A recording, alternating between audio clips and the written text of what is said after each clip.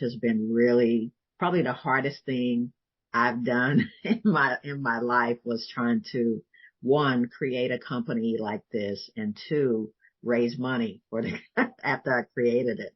Mm, And some of the challenges for me is just that I'm in like retail technology, mhm. especially in the fraud space of retail. So dealing with, people trying to, defraud retailers through their returns policies, dealing with organized retail crime, which is really a thing and a huge Oh, issue. wow. That's still a Yeah. thing? It's still a thing. It's actually worse now than it's ever been. And so, yeah, and now with e-commerce just really taking off since COVID, it's a lot of fraud, online, especially with, people saying they didn't receive their items. They never received. Mm.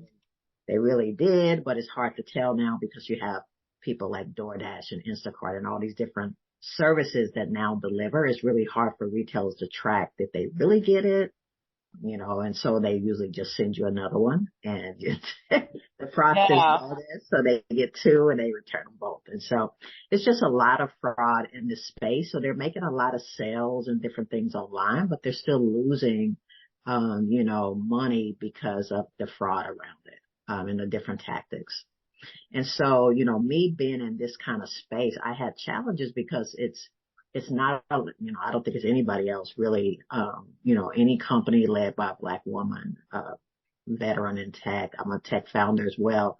There's not many other people in the space that look like me. Most of my competitors are, you know, male led, Indian led, white led. It's not people like me in this space. And so, I had so much challenges just with the company itself because once people found out, like, wait a minute, who's the founder? Who's the CEO of this company? And it's me.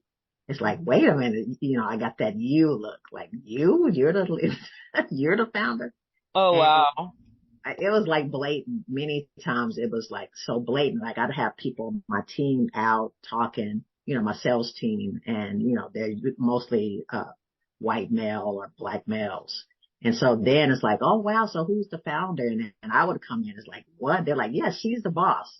And it's that whole situation would change. And so I'm like, wow, Did you this is feel like that led that was that impacted your ability to sell? It did. It really impacted my ability to sell. Some people, try to lowball me a lot of times. It's like, oh, well, we're just going to give her anything. And I was like, no, you're not going to give me anything. If you want our services, you're going to pay, what they're worth. And Yep. so, I had to just, it's just, you have to kind of just hold your ground with a lot of stuff. And it did cost us sales early on. And I just had just, I just was frustrated many times, like, how am I going to do this, company? And I've seen it done. This is not my first rodeo. I've been a part of two other retail tech startups that both got acquired for millions. One was 60 million. The other was 100 million. And, I wasn't part of the, like the executive team. I was on the founding software development team. I'm a coder. And so I didn't see everything they went through, but, I know they didn't go through the things I've been going through, and I saw them scale much faster than I was able to. And I think a lot of it was just a bias of people just not believing that, I could build a company like this. So that was just that was just the sales side.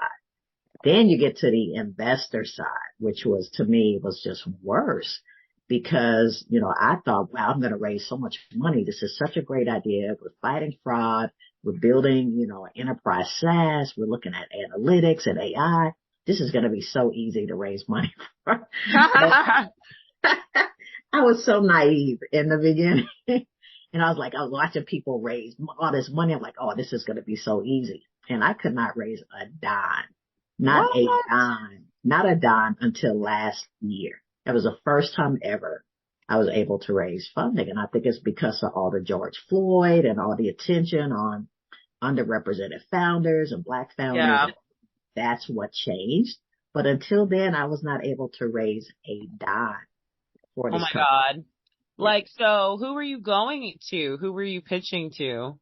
Everybody. And I think that was the problem is I was pitching to everybody. I had to cast like a wide net. because I had heard, you're going to pitch to 200 people. They're all going to say no. And this one is going to say yes. And so I was like, okay, so you cast the net wide. You keep pitching until you get the yes. But for me, every time I would get a no, it was like, uh, my spirit was just, I was Yeah. just losing the will to keep doing it with the no's. And it wasn't nice no's. It was like, like no way you can do this type no's, or, this is all a bunch of crap. There's no way you can do something like this. It was just like really blatant, mean, arrogant no's. And it was just really hurting my spirit. And I was like, Mm. I don't think I can go through 200 of these. It's just, I'm like, I just Wow. don't work for me. And so I was at the point where I almost was like, forget it. We'll just keep selling, because we had already done over $1 million in sales. And so, we had money coming in, but we were still bootstrapping, because you need a lot of money to build an enterprise SaaS product. And so, we're bootstrapping. So it was just coming. I was building too slowly, for what I needed to do and when. And so, I decided, especially after the George Floyd, and I heard about all these Black-led funds. I'm like, wow, okay, let me try this. Let me curate my list. Let me go to funds that are looking to invest in Black women. Let me start there first. Find those funds. Let me also look for funds who are looking to invest in, retail tech, enterprise SaaS. So I got that list. So I started really just working from a curated list of people Yep. that would invest in somebody like me, or a company like mine, or they had some type of social impact, or they wanted to invest in underrepresented founders. And so that's the list I started working from. And that's when things changed. And this was last year. And so I started getting yeses. I mean, like beautiful yeses. Like one investor said, Barbara, when you pitched to me, I mean, I just had like goosebumps all over my arm. She said, I just was just so excited. I was like, whoa, this, Wow. this is so different from what I was getting way Yep. before, 2021, but I was starting to pitch. And so, I was able to raise over $4 million within 12 months. Once I curated, Wow. yes. So once I curated that list, and, 90% of my investors are Black led funds, and 70% are Black women led funds. Wow. Oh So my that's the God. secret. What a That was the secret. testimonial. Yes. That was the secret, is I found my tribe, and they believed in me from the get go. And they didn't have any doubts that I could do this. And that was the difference for me, is just finding the right people to pitch to. So which funds? I know I saw Serena Ventures.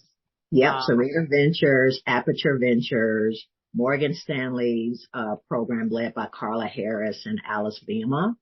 So Carla Harris, very famous, for Yep. really investing in Black people. Melissa Bradley, out of 1863 Ventures. Bronze Valley, out of, I think they're in, North Carolina.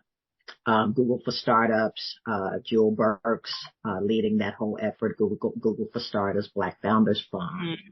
Mhm. So, those Black led funds, those are the ones that were investing in me. Wow.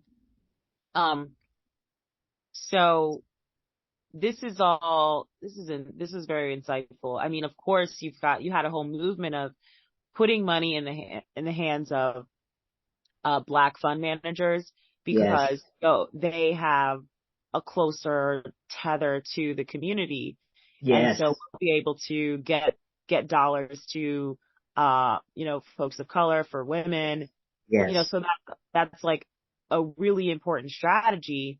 And a lot of fund of funds have popped up, and of Hmm. course, different institutions like Bank of America or JP Yes. Morgan have Yes. popped up to seed funds. But then, I am curious though about a gap of, like, there's retail tech, focused funds that are not necessarily Black led, Right. and, the traction that you were able to get once you did narrow your focus of investors you were targeting. Were you not able to get traction with the, just those who are aligned on your industry? Not as much money as I got from the Black led funds. I got money for like that that 10%. Those were from people that were looking at retail tech, enterprise SaaS, and even some of the black led funds. They were definitely interested in retail tech and enterprise SaaS as well, like Aperture. Yeah. They get a lot of their money from enterprises. And so some of their, LPs were like, wow, that company sounds really interesting. So, Yeah. you know, so it was really only 10% that were like non-black led that were Mm, interested in enterprise SaaS retail tech. That made up the other 10%, but just a small amount compared to what I got from the black led funds. got you. So Hmm. what happened with the whole Thai Angels? So Thai Angels, once I got Serena to come on as a lead, she was really the lead investor, but it ended up being a co-lead situation. But once she signed on and got that term sheet, my round closed so fast that, Ty was in line, Zane Ventures was in line to give more money. So people were in line to invest, and both Aperture and Serena took the whole round. And so I told them come back for Series A, but but I didn't get a chance to really pitch to Ty because they were on my list. I had like I think meetings set up with them, but my round closed, and so I was Okay. was not even able to really. That's a good problem to have. Um, It was a different problem from what I had before. It was like, wow, okay, now I'm oversubscribed. So I got all these people that do want to invest and my round is already closed. So let me see if I can line them up for Series A. so, so, so there wasn't like, I thought I read that you tried to pitch to Ty, but then you weren't getting good, like they weren't listening to you or like I Well, thought the it that. wasn't high. It was an Atlanta based, and I haven't given a name in any interviews because, I don't want to Oh, call. okay. It wasn't Ty. Okay. So, It wasn't but it was high. another angel group. It was an angel group here in Atlanta that was really, really the nastiest to me, so far. And the sad thing is I had gotten introduced to them by one of their GPs. And I think she was really the only lady, like, on the board, or I think she was a GP and she was on the board. And so she was trying to really diversify them and get them to look at, especially more women and people of color. And so Yeah. that's how I got the opportunity to pitch them. And it was just like, they were not interested at all. Didn't pay attention to me. Didn't even listen to my pitch. And as soon as I left, the next person came in and all eyes on them, welcome him into the room. It was so different from what I got when I walked into that room. And What, so where did you, what, like, where did you pitch? What kind of, can you describe that experience? Like, was it in a yeah, restaurant? Was it in a conference room? it was Was, a how can conference you, room. yeah. Yeah, it was a conference room. It was at their headquarters, their offices, and it was probably I would say about 10 LPs in the room, or I don't know if they were all LPs, but the people that would look at these, I guess the investment group or the angel group that would look at the pitches, that was their pitch day. And so I came in and I was, I walked in and I'm like, so nervous. This was the first time I had pitched to any investor. So I was like, wow, I'm excited and nervous. And so, I'm setting up. And as soon as I walked in, like people looked up from their phones, looked at me and looked right back down at their phones. There was no interaction, no hi, do you need help setting up? So I was like, okay, so let me try to get this stuff set up. So I'm trying to get everything set up. They're talking amongst themselves and laughing. Nobody's paying attention to me. And finally, one of the guys was like, well, I think she's ready to start. Maybe, so everybody quiet down. And so I started my presentation and it was like smirks. Like, this one guy said, oh, you're just blowing, what did he say? Something like, you're just blowing smoke. This will never work. So, comments like that, like in the middle of the pitch. I mean, it was just rudeness. Oh, People were on their phones. They weren't even paying attention. Conversation kind of started back up. And so I finished and I just packed up my stuff and got ready to go. Nobody said, oh, thank you for pitching. They just kind of let me pack up. And so as I was walking in, the next person came in, which was a young, looked like maybe college level white male. And it was like, oh wow, what are you showing us today? And what are you, I'm like, I got 20 plus years in the retail tech space. I'm experienced, I come from two other retail tech startups that both were acquired. I was part of the founding tech team. This guy walks in, he's in college. You can't tell me he's got experience. He's a college student. All eyes on him. Everybody welcomes him in. Oh, what are you going to be showing us today? Oh, we can't wait to see. I'm looking like, what? So I walked out. I was so mad. And I was like, you know what? I will never pitch to them again. I mean, if they're ever interested in it, and they've had other events. I've never gone back there ever again because it was just such a, I could just tell I was dismissed because it was me that was pitching. If it had been Wow. somebody else pitching what I was pitching, they would have invested in them, I believe, with no problem. But the fact that they saw me pitching, especially a company like this, they were not interested and they didn't even listen to my pitch. Mm. Okay, so this was not a venture fund. This was an angel group. This was an angel group. Yep. It was really my Okay. first investor pitch I had done for go in and pitch to them at their offices. That was the first time I had done that. I think that it's actually really important to tell your story over and over again because sometimes it isn't always clear the nuanced ways that people experience that bias. Yeah. And you experienced positive bias Mm-hmm. from the Black-led funds and then the negative bias. And I think that it's an educational opportunity. It's a teaching opportunity for everybody. As to what, and we'll tell the story about the angel group, keep it unnamed, but the people who are part of it will know. They know who they are. They know, yeah. And that they should, really look at how to make amends for that.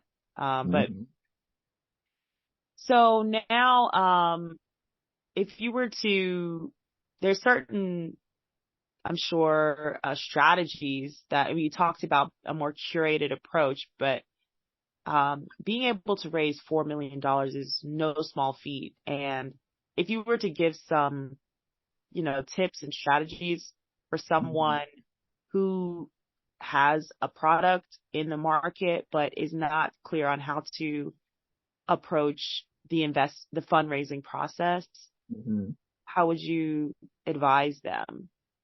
Well,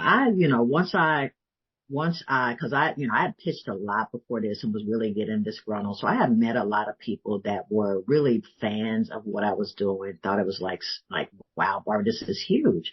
And so they, some were advisors, some were just mentors. And so people just started kind of, telling me about different things or apply here. I think they would do it. And so, the network that I was building, even though I was getting all those no's, I was building this network, especially here in Atlanta where people knew me and a lot of them really supported me.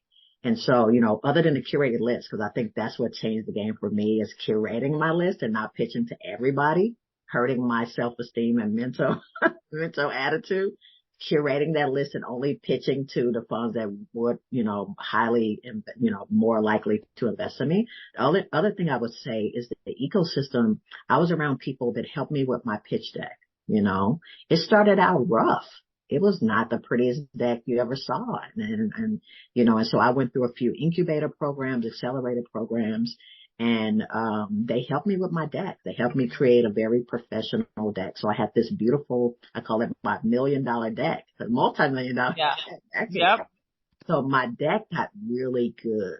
A lot of feedback from a bunch of different people on what I should put in, and I put in kind of what everybody agreed I should do. And so I had a beautiful deck.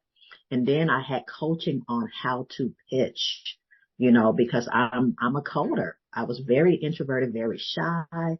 So, maybe I wasn't coming across strong as a leader. And so I did a lot of work on myself and pitching over and over again to feedback and had different people coach me through it. And so, with those three things combined, my curated list, a beautiful deck and that confidence to where I went into these meetings with, okay, you can invest or not. This thing is going to blow up. That whole FOMO they always talk about, you're going to miss out if you don't want to get in on this. That's how I would go into these meetings. And so, that was like Yep. everybody was saying yes. They were either saying yes or like not yet. You guys are a little early, but please let me know when you raise your Series A because I definitely want to invest. And so that's what I was getting. I was getting yeses and not yet versus nope, no way this will ever work. That's what I was getting before. Mm, And so awesome. as I got those yeses, my self-esteem was like through the roof. And so I'm like, man, I'm pitching to everybody at that point. And I have I have a list of people that are like, tell me as soon as you start the Series A because we're not going to miss out this time. And they're lining up waiting for our Series A round. And I'm hoping that I'm going to close. Look at you. You got a wait list. I got a wait list, open it and close it as soon as I open it again. And so that, so those three things is what I would tell them is you got to get, your confidence has to be up. You need to know that what you're building is a multi-billion-dollar idea. And you go into those meetings with FOMO. Like you guys, if you don't want to invest now, that's on you. You're missing out. I'm out. I'm moving on to the next meeting. And that was my attitude in my pitches is that, next, if you're not interested, bye. Okay. I got 3 more meetings today. So, next. And, I guess it came across that I was very confident about what I was doing. Mm-hmm. Yeah. Oh my God, so exciting. So when are you raising your Series A?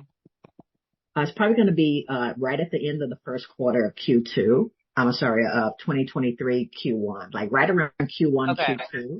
So early next year, we are having so much traction this year. I'm going to have to, raise a little sooner than I wanted to just to Yeah. kind of get a few more people on the team.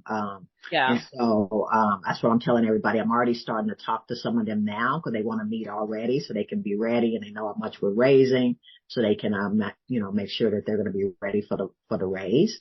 But yeah, I think it's Nice. right around March, April of 2023. Got you.